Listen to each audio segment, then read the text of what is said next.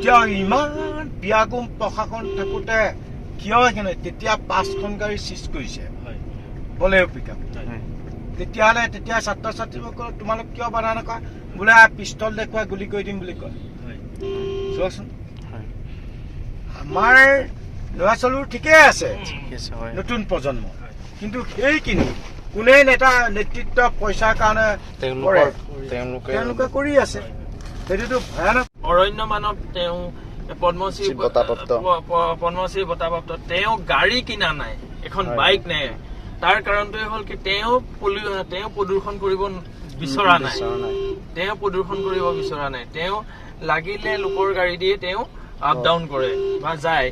গতিকে তেওঁ কামখিনি হৈছে তেনেকুৱা নমস্কাৰ কুমৰিক চুডুং সকলোকে আজি আমি এটা বিশেষ ঠাইলৈ ওলাইছোঁ আৰু এজন বিশেষ ব্যক্তিক লগ পাব গৈ আছোঁ আপোনালোকে থাম্বনেল টাইটেল চাই গমেই পাইছে চাগে আমাৰ সকলোৰে মৰমৰ শ্ৰদ্ধাৰ পদ্মশ্ৰী বঁটাপ্ৰাপ্ত যাদৱ পায়েং ছাৰৰ ঘৰলৈ গৈ আছোঁ তো আপোনালোকে চাই থাকক উজনি অসম 108 উদ্যোগত গিবন অভয়াৰণ্যত বৃক্ষৰোপণ এটি অনুষ্ঠানলৈ আমাৰ বৰ্তা আৰু মোৰ দাদা নয়ন হাজৰিকা আমি ওলাইছোঁ আৰু যাদৱ পায়েং ছাৰৰ লগত সৈতে কিছুমান কথা মনৰ অনুভৱ জানিব বিচাৰিছোঁ আচলতে ভিডিঅ'টো প্ৰথমৰ পৰা আৰম্ভ কৰিবলৈ অলপ অসুবিধা হ'ল সেয়ে গাড়ীত গৈ থাকোঁতে ভিডিঅ'টো আৰম্ভ কৰিলোঁ আৰু বৰ্তাৰ লগত কিছুমান মনৰ অনুভৱ আৰু প্ৰকৃতিৰ সুৰক্ষাৰ ক্ষেত্ৰত কেনেকৈ কি কৰিলে বেছি ভাল হয় সেইবোৰ বিষয়ত আলোচনা কৰি গৈ আছোঁ তো ছাৰৰ কিছুমান মনৰ কথা আমাক খুলি গৈছে আৰু ছাৰৰ প্ৰকৃতিৰ ছাৰৰ অৰণ্যখন কেনেকৈ আছে কেনেকৈ থাকিব লাগে সেইখিনি কথা আপোনালোকৰ মাজলৈও আগবঢ়াই দিছোঁ ছাৰ আছে ছাৰৰ পৰাও কিছুমান কথা আমি জানিব বিচাৰিম সেইখিনিতে মই এটা বেয়া খবৰ বুলিয়ে কওঁ মানে ৰিচান্দাই দিছিলে ভিডিঅ' এটা যে আপোনাৰ অৰণ্যত মানে কোনোবা দুষ্কৃতিকাৰীয়ে গছ কাটিছে সেইটো মানে জাতীয় চেতনা নাই অসমীয়া জাতীয় কেঁকুৰাৰ জীৱন লোৱা আৰু এতিয়া নহয় আগৰ পৰা সেই সময়ত কবি সাহিত্যিকসকলে গালি দি থৈ গৈছে ঠিক অসমীয়া মানুহ নহয় অসম শ্মশান নহয় কোনে কয় অগ্নিকান্ত কমলাকান্ত ভট্টাচাৰ্যই সেই দিনতে কৈছে অসমীয়া মানুহৰ নুমে প্ৰতি কিমান ফুটা আছে সেইবোৰ জানে সেইকাৰণে তীক্ষ্ণ ভাষাত কবি সাহিত্যিকৰ ভাষাত গালি দিছে এতিয়া কবি সাহিত্যিকে গালি দিব নোৱাৰে সেইটো বিষয়ত বৰ্তা চৰকাৰে কিবা বা ফৰেষ্ট ডিপাৰ্টমেণ্টে কিবা এফআইআৰ দাখিল কৰি ভাৰতীয় প্ৰশাসনে কি পদক্ষেপ লয় সেইটো তেওঁলোকৰ কাম মই ক'ব কিন্তু মোৰ কথাটো হ'ল এতিয়ালৈকে ভাৰতীয় NGO বিলাকে প্ৰকৃতিপ্ৰেমীয়ে তাৰ প্ৰতিবাদ কৰা নাই কিয় এটা প্ৰশ্ন ছাৰ প্ৰশ্ন পৃথিৱীত একমাত্ৰ অকলে কৰা এইখন হাবি পৃথিৱীৰ মানুহে সেই হাবিখনৰ ওপৰত বহুত গৱেষণা কৰে কিন্তু তেনেকুৱা এটা কৰে অসমত থাকি অসমৰ মানুহে কি গৱেষণা কৰিছে অসম চৰকাৰে কি কৰিছে খুব আচলতে সেইটোৰ বিষয়ত সেইকাৰণে মোৰ সেইবোৰ বিষয় নহয় আজি গিবনত যিটো প্ৰগ্ৰেম পাতিছে মই 2014 চনত যেতিয়া জীৱন জোৰা সাধনা বঁটা স্কটলেণ্ডে দিছিল মই তেতিয়াই শ্ৰীবাস্তৱক কৈছিল যে গিবনখন এনেকুৱা এখন হাবি য'ত 7টা প্ৰজাতিৰ বান্দৰ তাতে আছে পৃথিৱীৰ কোনো এখন হাবিত নাই সেই হাবিখন সংৰক্ষণ কৰিব নজনা ৰেলৱে লাইনটো কিয় ভিতৰত দিব লাগে কিয় সুৰংগ খানি 1 কিলোমিটাৰ ৰাস্তা নিব নোৱাৰে কিয় অভাৰব্ৰিজ কৰি নিব নোৱাৰে যাৰ বাবে গিবনৰ বিবাহ পাশত আবদ্ধ হ'ব পৰা নাই এইটো কম দুৰ্ভাগ্য নহয় সেইকাৰণে আপোনালোকৰ যদি নকয় মই ইউনেস্কোলৈ এইটো প্ৰেৰণ কৰিম ৰাষ্ট্ৰসংঘলৈ প্ৰেৰণ কৰিম সেইটো মোৰ কাম আৰু কাৰণ ভাৰত চৰকাৰ ষ্টেট গভৰ্ণমেণ্টে সকলো জানিও নজনা নাজানিলে এইটোতো খুব দুখৰ কথা নহয় আচলতে চৰকাৰখনে তেওঁলোকে বা পোখৰী ব্যৱস্থাও কৰিব পাৰে যদি আচলতে চৰকাৰে ভাবিলে নোৱাৰা কাম একোৱেই নাই আচলতে ক'ব গ'লে নহয় ইহঁতৰ সেইটো 5 বছৰলৈ আহে আৰু 5 বছৰ আহিনো কিনো কৰিব এই কোৱা কামা কৰি থৈ থাকো ধন ঘটতে থাকে সিহঁতে কি কৰিবনো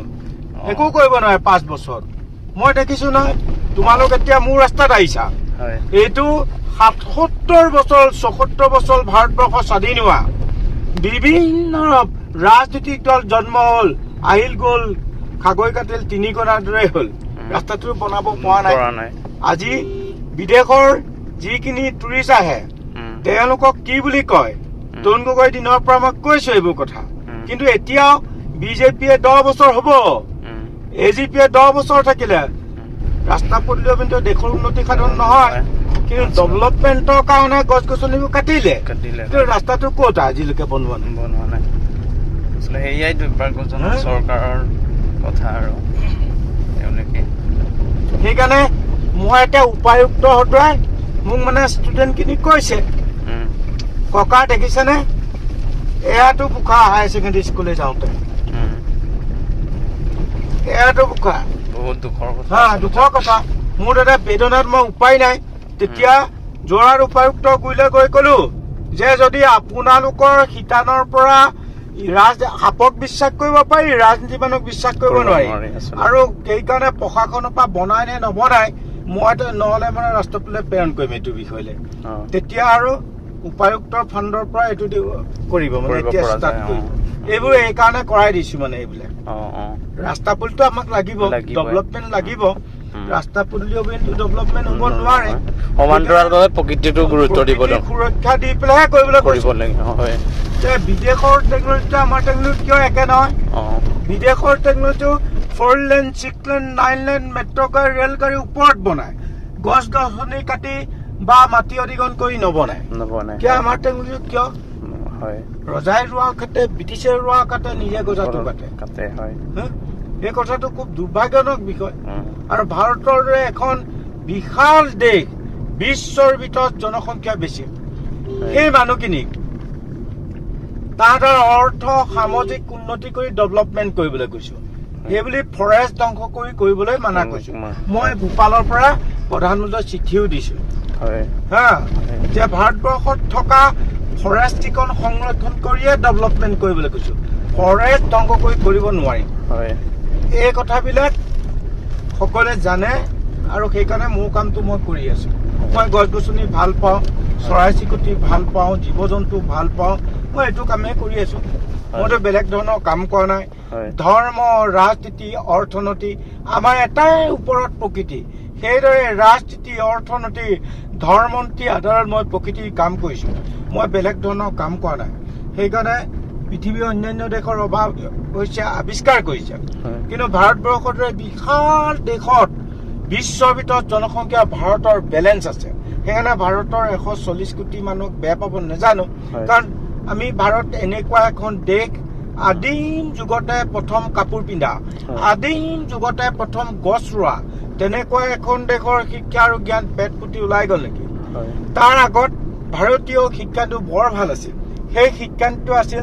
পিতা ধৰ্ম পিতা স্বৰ্গ পিতাই পৰম তপ যেতিয়া ব্ৰিটিছ আহি গ'ল তেতিয়া ভাৰতীয় শিক্ষালৈ আহিলে দুৰ্যোগ টকা ধৰ্ম টকা স্বৰ্গ টকাই পৰম পইচা বাদে মাক বাপেকেও চিনি নাপায় মাক বাপেকক চিনি নোপোৱা মানুহটোৱে এই পৃথিৱীত কাৰোবাক চিনি পাব পাৰিবনে ভাৰতবৰ্ষত থকা প্ৰতিটো ৰাজ্যৰ গাঁৱে ভূঞে চুকে কোণে গৈ মই যিমান দেখিছো বৃদ্ধাশ্ৰমত সৰ্বান্ত পৰিয়ালৰ মাক বাপেক বিলাকে আছে কিন্তু গাঁৱৰ মাক বিলাক থকা নাই সেইকাৰণে গাঁৱৰ পৰা শিকিব লগা বহু কাম আছে এই কথাবিলাক আমাৰতো হৈছে ব্ৰিটিছে আমাক ব্ৰেইন এণ্ড ড্ৰেইন কৰি থৈ গ'ল যাৰ বাবে ভাৰতীয় পইচাৰে পঢ়ে লোকৰ দেশ ডেভেলপ কৰে মৰিব সময়ত মৰাশতো লৈ আহে মই বিশ্বখনত দেখিছো বিশ্বৰ শতকৰা 30% চাইণ্টিষ্ট ইণ্ডিয়া সব আউট অফ ইণ্ডিয়া ভাল ভাল ডক্টৰ ভাল ভাল ইঞ্জিনিয়াৰ সব আউট অফ ইণ্ডিয়া ভাৰতীয় পইচাৰে পঢ়ে লোকৰ দেশ ডেভেলপ কৰে মৰিব সময়ত মৰাশতো লয় এইটো শিক্ষা আমাক কি দৰকাৰ আছে নেকি এইটো শিক্ষা আমাক দৰকাৰ এতিয়া হাইকোৰ্ট সুপ্ৰিম কোৰ্ট যেতিয়া কাজিৰঙাৰ বৰগছত হৈছিল তেতিয়া নিজৰ বাবে আইনটো বনা এৰা ধৰাৰ মাজত কাৰণ বিশ্বৰ ভিতৰত গণতান্ত্ৰিক দেশৰ সংবিধান ভাৰতৰে ডাঙৰ কাৰণেতো কাটি দিব নোৱাৰে নিজৰ বাবে এৰা ধৰাৰ মাজত কৰিবলৈ কৈছে এতিয়া কিছুমান সাল সলনি কৰিছে সেইকাৰণে এই কথাবিলাক বহুত কথা আছে ভাৰতত সেইকাৰণে মই পৃথিৱীখন এখনেই এইটোতো দুখন নহয় পৃথিৱী এখন 800 কোটি মানুহ ল'ৰা ছোৱালী মোৰে এইকাৰণে তাহাঁতৰ লগত থাকি পৃথিৱীক ভাল পাবলৈ শিক্ষা দিয়াটো মোৰ কাম মই কৰি আছো কাৰণ মোৰ ভাবিলে যিমান বোটানিকেল বিভাগৰ প্ৰফেচাৰ হে বিজ্ঞানীসকল আহে পৃথিৱীৰ তেওঁলোকে থিয়ৰিকেল গছৰ নাম জানে গছ চিনি নাপায় নহয় এতিয়া আমাৰ ল'ৰা ছোৱালীক কিমান ভুলকৈ শিক্ষা দিছো সেইকাৰণে পৃথিৱীক ভাল পাবলৈ শিক্ষা দিয়াটো মোৰ কাম যিসকল আজিকালি বিশ্বৰ যিকোনো দেশৰ PhD ল'বলৈ আহে তেওঁলোকে পৃথিৱীক ভাল পাবলৈ মইতো অকলে কৰি শেষ কৰিবলৈ নোৱাৰিম তাহাঁতক নতুন প্ৰজন্মক পৃথিৱীক ভাল পাবলৈ শিক্ষা দিয়াটো তেওঁলোকৰ কৰ্তব্য সেইকাৰণে এইটো কামকে মই কৰি আছো মই বেলেগ ধৰণৰ কাম কৰা আপোনাৰ সংসাৰখন আপোনাৰ সেই হাবিখনতে অৰণ্যখনেই আপোনাৰ সংসাৰ সংসাৰ আৰু ল'ৰা ছোৱালীকেইটা তাতে জন্ম গতিকে আৰু মই তাতে বিয়া পাতিছো গতিকে তাৰ সেইটো দুখ মই গম পাইছো আৰু মানে কাৰণ কি হৈছে এটা জাতি থাকিবলৈ হলে গছ বন চব থাকিব লাগিব তেতিয়াহে এটা জাতি সুন্দৰ নহয় জনগোষ্ঠী মানে হাবিত থাকিবই লাগিব কাৰণ যিহেতু ৰাইচ বিয়াৰ যিটো বনাই সেইটো হাবিৰ পৰাই পাব লাগিব হাবি যেতিয়া নাথাকিব সেইটো খাই বাপেকৰ পিণ্ডও দিব নোৱাৰে সেইটো কৰিবই লাগিব কৰিলে বোলে অতিমাত্ৰাই এনেকে ইকনমিকেলত লাগি আনক চৌকি কৰি তাহাঁতে ধ্বংস কৰিব নালাগে মানে মোৰ কথাটো অলপ সেইটোৱে তাৰমানে কি 1 কেজি চাউলৰ দামৰ কাৰণে গছজোপা কাটিব সেইটোতো বেয়া কথা সেইটোতো হ'ব নালাগে কোনে লাভটো খায় কাৰ ডেভেলপমেণ্ট হৈছে সেই কথাটো এইকাৰণে গছ কটা মানে অভিশাপ থাকে এই অভিশাপ থাকে প্ৰকৃতি মানে গছৰো জীৱ আছে ভাবে নেকি গছজোপা কটাৰ পিছত এঠা ওলায় সিহঁতে কান্দি থাকে তথাপিতো পৃথিৱীক ইমান ভাল পায় আকৌ পোখা মেলি আকৌ জীৰি থাকিবলৈ মন যায় কিন্তু জীৱশ্ৰেষ্ঠ মানুহে কিয় নকৰে সেইটো ডাঙৰ কথা তেওঁ প্ৰথম যেতিয়া অসমলৈ আহিছিলে তেতিয়া অসমত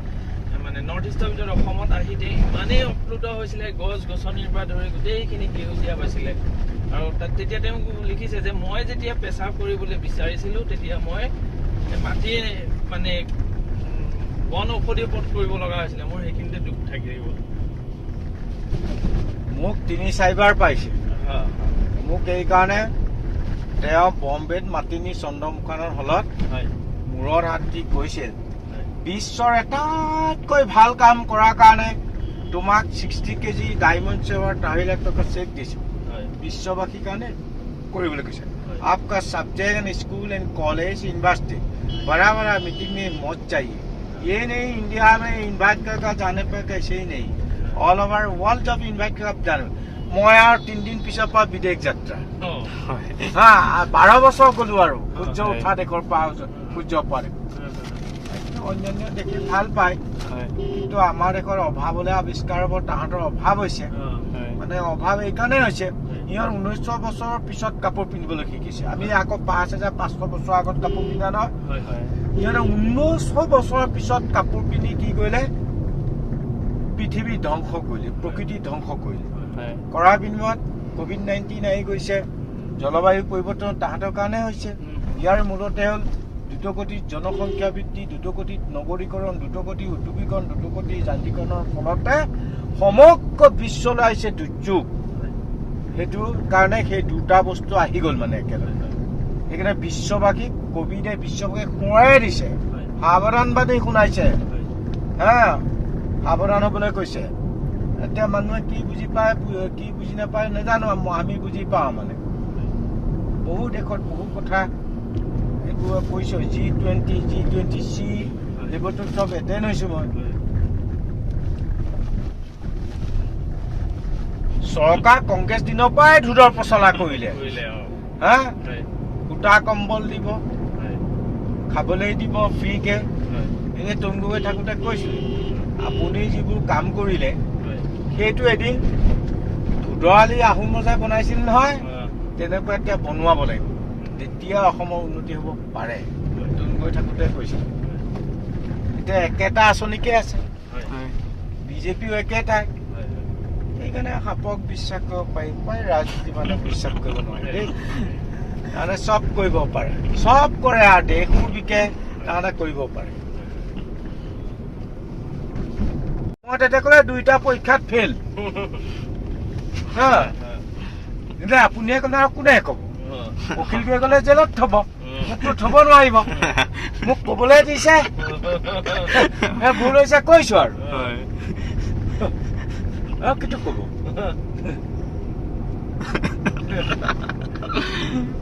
এইটোৱে আপুনি এটা কথা আৰু এটা বস্তু চাওক অমৃত বৃক্ষ বুলি তেওঁলোকে এটা বস্তু নাই এইটোত মই মানা কৰিছিলো যে এতিয়া গছ পুলি ৰুলে হয় নেকি DF ৰাতি পাৰ্মিশ্যন দিব লাগে নহয় তেতিয়া কৈছে DF কৈছে হাতীটো হাতী থাকে কেনেকে যাব বোলে হাতী থাকিলে একো নহয় মই আছো তাৰপৰা অলপ দূৰ গৈ দেখিছো হাতী এটা পোৱালি আছে ড্ৰাইভাৰটো ক'লো চেলিয়ে চেলিয়ে কোচ নাই কৰে তাৰ পাৰ হৈ গ'ল তেতিয়া ড্ৰাইভাৰটো কৈছে আচৰিত কথা দেই আজি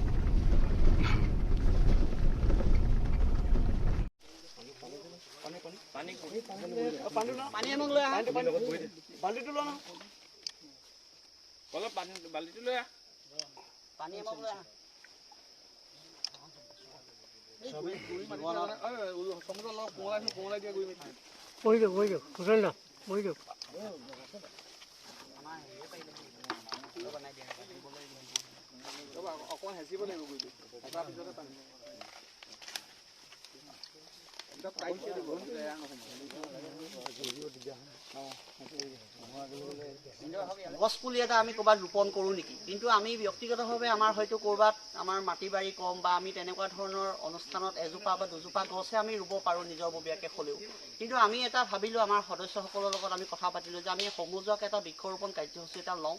যিটো বৃক্ষৰোপণৰ কাৰ্যসূচীত আমি হয়তো এটা সময়ত নাইকিয়া হৈ যাম কিন্তু সেই গছবিলাকেও সমাজৰ কাৰণে বা পৃথিৱীখনৰ কাৰণে এটা আশ্বাসজনক বা তেওঁলোকে এটা সেই গছজোপাৰ পৰা সহায় সহযোগিতা সদায় পাই থাকিব আৰু সেই উদ্দেশ্যে আমি আজি 1 তাৰিখ ছেপ্টেম্বৰ আমি বৃক্ষৰোপণ কাৰ্যসূচী এটা লৈছোঁ অনুষ্ঠানভাগ সামৰি আমি গিবন অভয়াৰণ্যত থকা ফৰেষ্ট অফিচ IBত আমি ভাত খাব আহিলোঁ আমাৰ লগতে বত্ৰা আৰু 108ৰ কৰ্মকৰ্তাসকল তেওঁলোকে ইমান ধুনীয়াকৈ আমাক ভাত খুৱাইছে IB অফিচত তো thank you so' much everyone সকলোকে লগতে গিবন অভয়াৰণ্যত থকা ফৰেষ্ট অফিচাৰ সকললৈও ধন্যবাদ তেওঁলোকে ইমান ধুনীয়াকৈ আমাক মাতি আনি কিনি ভাত খুৱাইছে আৰু আমি এনেকৈ সময়খিনি পাৰ হৈ কিনি ভাত খাই আমি লাহে লাহে ঘৰমুৱা হৈছোঁহি